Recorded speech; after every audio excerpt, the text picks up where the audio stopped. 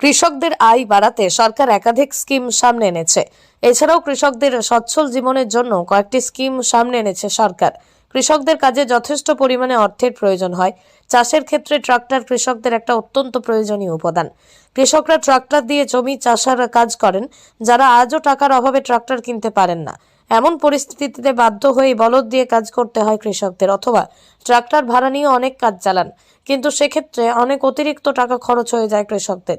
এবার কৃষকদের সহায়তার জন্য ট্রাক্টর কেনার ক্ষেত্রে ভর্তুকির ব্যবস্থা করেছে। এবার অনলাইনে আবেদন করে খানাকুল 2 নম্বর ব্লকে কৃষিকাজের জন্যই ট্রাক্টর তুলে দিলেন। ভর্তুকিতে যেহেতু অনেক কৃষকরাই তাদের কৃষি যন্ত্রপাতি পাচ্ছে, আমার মনে হয় কৃষকরা নিশ্চয়ই আনন্দিত হচ্ছেন। আপনি কি বলেন? হ্যাঁ, সব কৃষকরাই খুশি হচ্ছেন এবং আগামী দিনে যেসব কৃষকরা পায়নি তারা যদি আবেদন করেন, তো আমরা মনে করছি যে আবেদনের ভিত্তিতে দেয়া হচ্ছে। তো এটা অনলাইনে আবেদন করা হচ্ছে। তো অনলাইনে যখন আবেদন করতে হবে, একটু খোঁজ রাখবেন। অবশ্যই অনলাইনের মাধ্যমে করা হচ্ছে এবং সব চাষিরাই পাচ্ছেন। এবং মনে করি যে যেসব চাষিদের আর্থিক অবস্থা একটু খারাপ, তারা এই কৃষি যন্ত্রপাতি পেয়ে ভর্তুকি অনেকেই উপকারিত হবে বলে আমি মনে করি। 50% ভর্তুকি পাওয়া যায় ট্রাক্টর কিনতে কৃষকদের।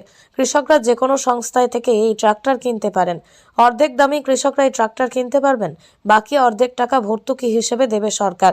যে কৃষকরা ট্রাক্টর কিনতে চান, কেবলমাত্র তাদেরকেই ভর্তুকি দেবে কেন্দ্র।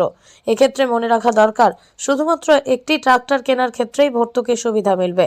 ওই সুবিধা পেতে কৃষকদের আধার কার্ড, জমির কাগজপত্র, ব্যাংক ডিটেলস, পাসপোর্ট সাইজ ছবি প্রয়োজন। কৃষকরা নিকটস্থ যে কোনো সিএসসি কেন্দ্রে গিয়ে স্কিমের জন্য আবেদন করতে পারবে। খুশি? কোনখান থেকে পেয়েছেন? আপনার নাম? আমার নাম বিমল ঘুরে। বাড়ি? অনলাইনের মাধ্যমে যে সমস্ত কাগজ দরকার সেগুলো নিয়ে আবেদন করেছিলাম। কিছুদিনের মধ্যে কৃষি দপ্তর থেকে খবর আসে, পরে আমার হাতে ট্রাক্টর তুলে দেন।